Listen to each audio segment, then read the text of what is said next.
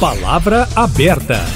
Um dos destaques da eleição deste ano foi a vitória de muitos candidatos a prefeito jovens, com pouca idade. Em Eliodora, por exemplo, no sul de Minas, o novo prefeito, Eduardo do Alex, tem apenas 21 anos. Na região metropolitana de Belo Horizonte, há vários casos. Em Raposos, o vencedor, Guilherme Bittencourt, tem 29 anos. O prefeito de Nova Lima, João Marcelo Diegues, foi reeleito com 32 anos de idade. Gabriel Parreiras vai administrar Brumadinho, também com 32 anos. Paulo Bigodinho ganhou a eleição em Santa Luzia com 34 anos. E ainda temos a realidade de Recife, uma das maiores capitais do país. João Campos, filho do falecido ex-governador de Pernambuco, Eduardo Campos, foi reeleito com apenas 30 anos de idade. Em 2018, foi eleito deputado federal com apenas 25 anos. Será que com essa nova geração de administradores podemos considerar que a chamada velha política está ficando para trás? Ou a velha política não tem nada a ver com a idade? A perda de prefeituras de partidos como PT, MDB e PSDB nessas eleições também pode ser considerada um sinal do fim da velha política? Para debater o assunto, Eustáquio Ramos e eu, Kátia Pereira, estamos recebendo agora no Palavra Aberta o doutor em Ciência Política, mestre em Administração Pública, professor da PUC Minas, Antônio Claret. Obrigada pela presença no Palavra Aberta. Bem-vindo, professor.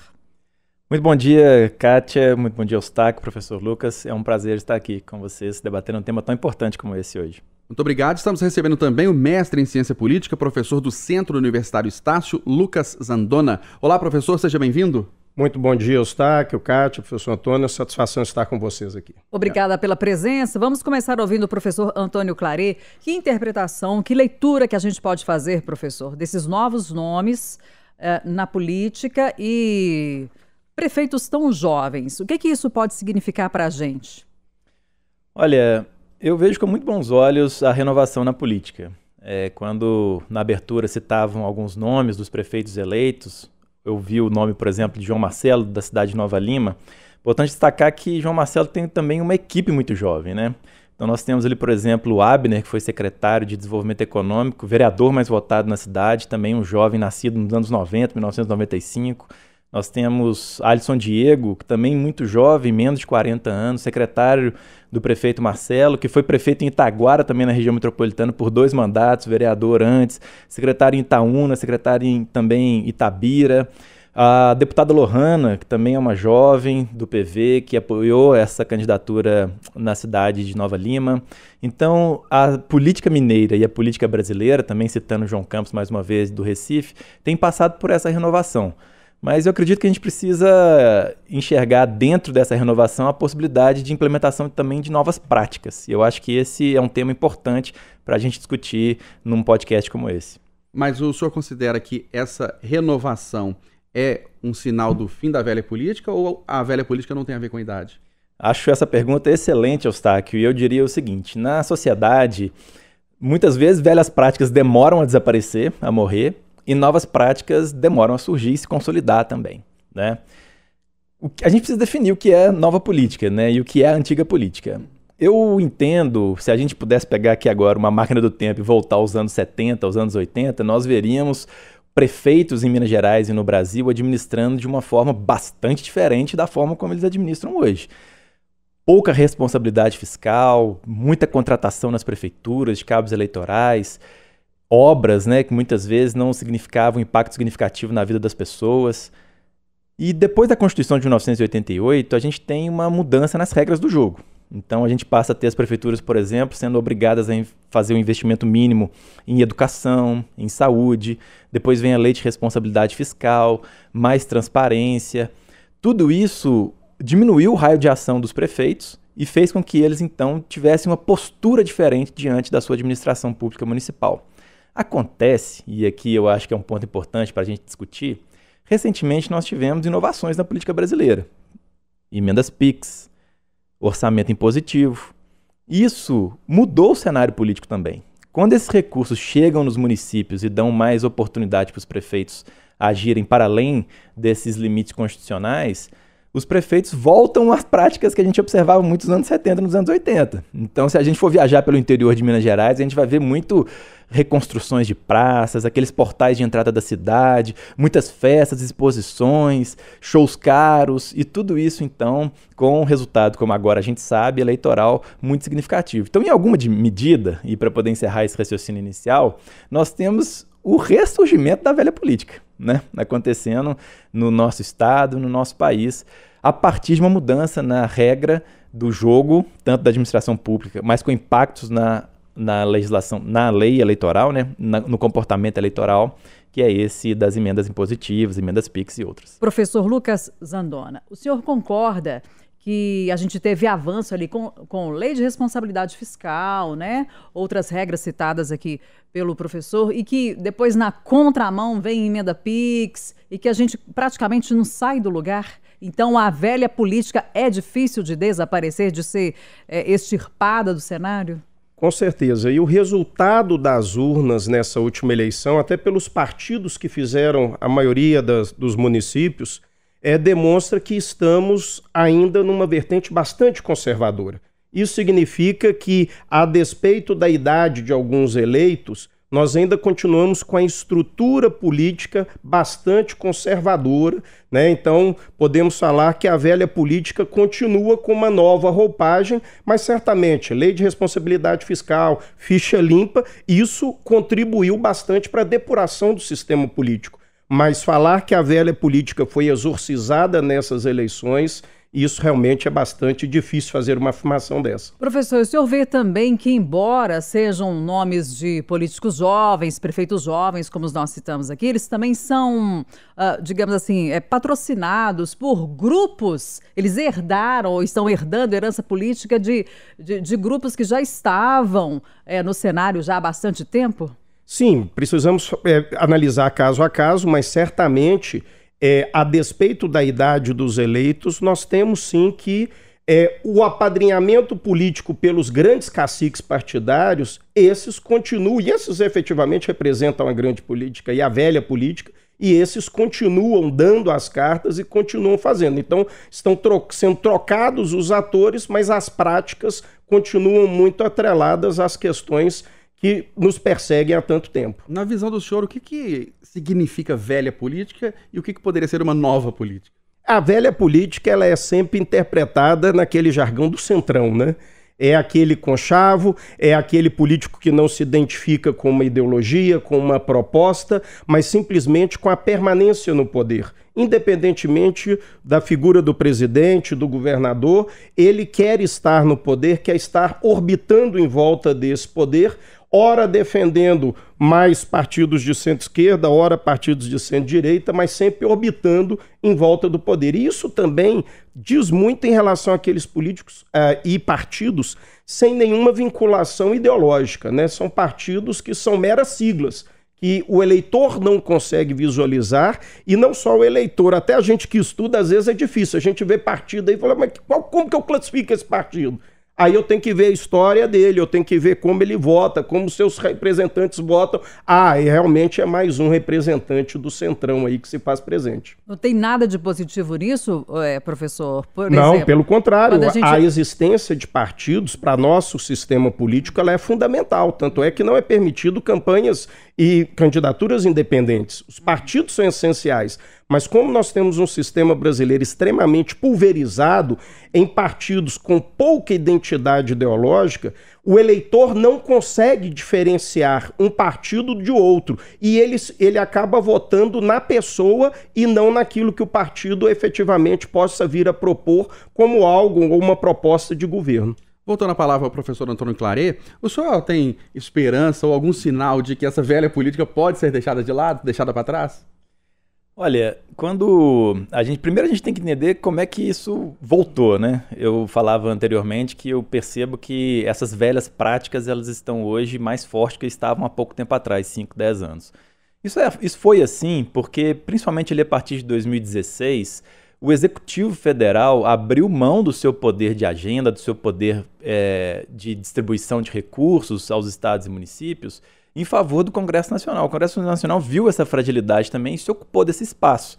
Então, a partir do orçamento impositivo e agora com as emendas secretas e PIX, os deputados eles passaram a construir um novo sistema no nosso país de aliança com os seus grandes cabos eleitorais, que são os prefeitos.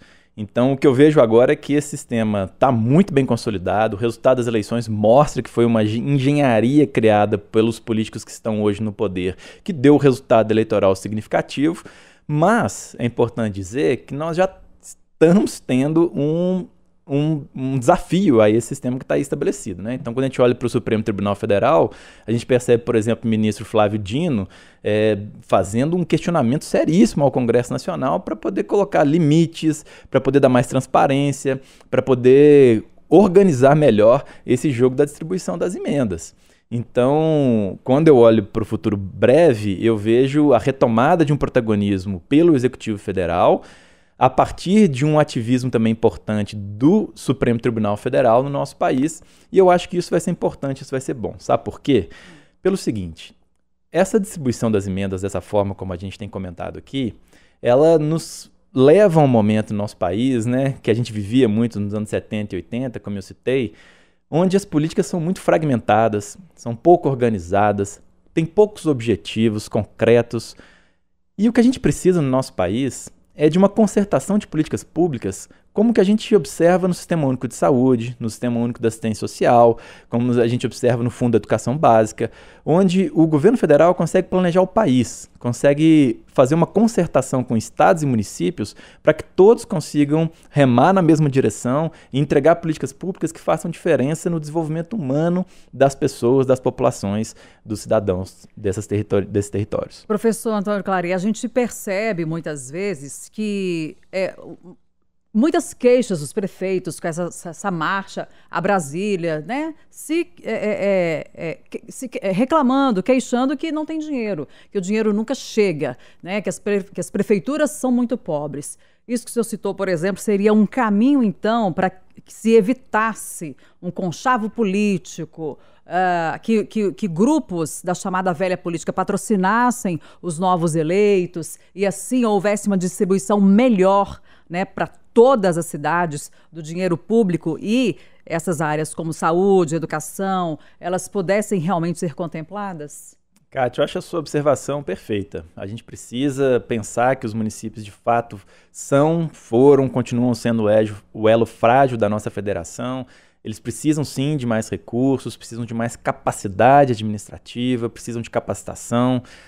Mas isso precisa acontecer de forma transparente, dentro das regras democráticas, isso precisa estar previsto nas leis, na nossa Constituição, e hoje a gente tem visto uma zona de sombra na forma como esses recursos chegam até esses municípios. Então, se a gente se torna mais capaz, né, de construir essa concertação de políticas públicas com os municípios fortalecidos, mas tudo isso dentro de um arcabouço legal, transparente, eu acho que é um caminho muito interessante para a gente continuar na direção de uma política cada vez mais eficiente, eficaz e efetiva, entregando políticas públicas coerentes para os nossos cidadãos. Professor Lucas Nandona, qual que é a comparação, o paralelo que a gente pode fazer do Brasil, das práticas políticas com outros países? Sem contar as ditaduras, que tem perpetuação de poder, né, eleições manipuladas, impostas, enfim. Mas em outros países que são livres, as práticas são as mesmas ou o Brasil é muito diferente? Não, nós ainda estamos bastante atrasados, se nós compararmos sobretudo com a Europa, com os Estados Unidos, né? Nós ainda temos práticas, como o professor Antônio disse, bastante conservadoras. Falta realmente políticas de Estado, políticas de longo prazo, aqueles planejamentos. Agora, nós temos um outro aspecto que aqui nos separa muito dos países desenvolvidos, é um grau de uma política extremamente violenta, né? Nós temos uma política extremamente violenta. Nós tivemos nessa campanha eleitoral, né, um debate muito pobre acerca das propostas políticas. Nós tivemos, além disso, né, candidatos que se expuseram de uma forma absolutamente quase que caricata, como foi o Pablo Marçal em São Paulo, colocando-se como uma alternativa quase que messiânica, e o que é bom, propor soluções para os problemas cotidianos da cidade, e isso ficou num segundo plano. E quando o candidato ele começa a se destacar com os seus atributos pessoais e não pelas suas propostas, obviamente isso enfraquece o debate democrático e isso fragiliza o nosso próprio sistema político, como o professor Antônio já disse. Enfraquece, professor, mas aí a gente vê com curiosidade como que uma figura como Pablo Marçal, né, caricata, como o senhor citou, que se mostra como messiânico, como que mobiliza a ponto de, no primeiro turno, a gente perceber uma disputa voto a voto, os três, né, ele, Ricardo Nunes e Guilherme Boulos, muitas vezes num cenário totalmente indefinido, empate triplo, técnico, como as pesquisas estavam mostrando. Aí como é que o senhor avalia esse outro lado, o eleitor, que, de certa maneira, contempla um político como Pablo Marçal? O eleitor, se nós analisarmos desde os atos das manifestações de 2013, o eleitor tem tendido ao centro ao longo desse período. Mas o eleitor ainda permanece bastante apático em relação à política. E ao permanecer apático em relação à política, dá margem a esses candidatos que começam a prometer o que é inviável, né? Além da grande presença nas redes sociais, que muitas vezes até descola da realidade social para quase que criar um mundo paralelo nas redes sociais, isso para angariar adeptos. Professor Antônio Claret, o senhor considera que há, como disse o professor Lucas, uma apatia da população, do eleitor em relação ao que se vê na política, ou a população, o eleitor, todo mundo é dominado pelo sistema e não consegue reagir? Eu acho uma provocação interessante também, Eustáquio, mas eu vejo, na realidade, o eleitor hoje muito ativado, né, para participar da política, e nós temos agora uma ferramenta que são as redes sociais, que nós não tínhamos anteriormente. Então agora o eleitor ele se sente muito impelido a dar a sua opinião, a compartilhar, a participar da campanha, e isso é algo bastante interessante. É verdade que nós temos um viés muito forte nas redes sociais, que faz com que as pessoas circulem apenas dentro da sua própria bolha e consiga ler e ver apenas aquelas coisas que confirmam as suas opiniões.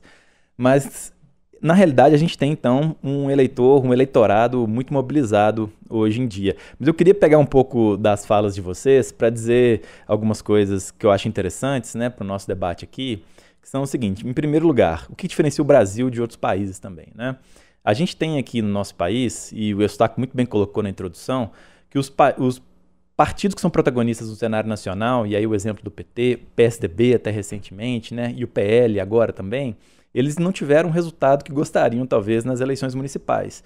Mas perceba que quando o partido ele disputa a agenda nacional, ele perde muito no campo local, porque os candidatos dificilmente conseguem fazer um discurso que é alinhado às demandas muito específicas que a eleição municipal levanta, né?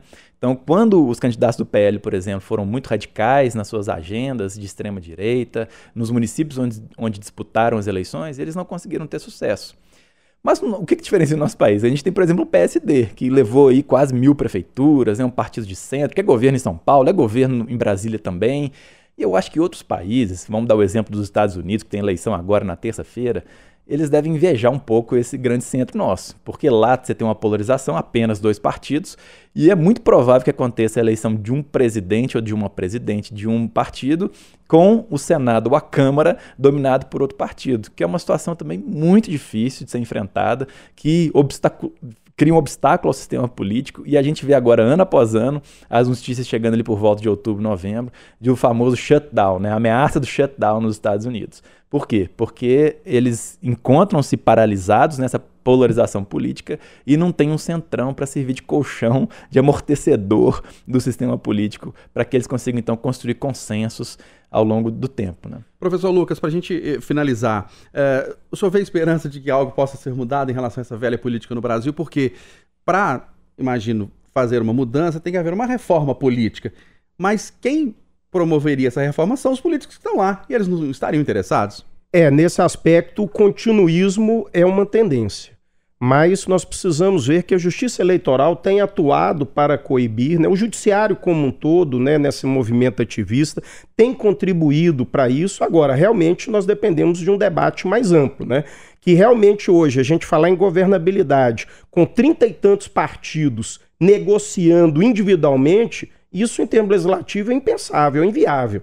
Né? Então nós temos ali, até, por exemplo, se nós formos analisar a própria sucessão do Lira na Câmara dos Deputados, já demonstra Como é difícil, porque foi articulado um sucessor que teve o apoio tanto do Lula quanto do Bolsonaro, né? Falando do Hugo Mota. Exatamente. E é esse aspecto que demonstra muito desse continuismo, né? Então, assim, precisamos pensar sim numa reforma política, precisamos pensar numa reforma do nosso regime federativo que privilegie uma política regional em detrimento de uma política nacional, porque o governo federal deveria se ater ali às grandes políticas nacionais, sobretudo aqueles aspectos que mais interessam o cidadão, né, de saúde, educação, segurança, transporte, porque é esse aspecto que deveria ser discutido. Infelizmente, nós temos eleições gerais que ficam a cargo do Estado e em nível federal, e nós temos eleições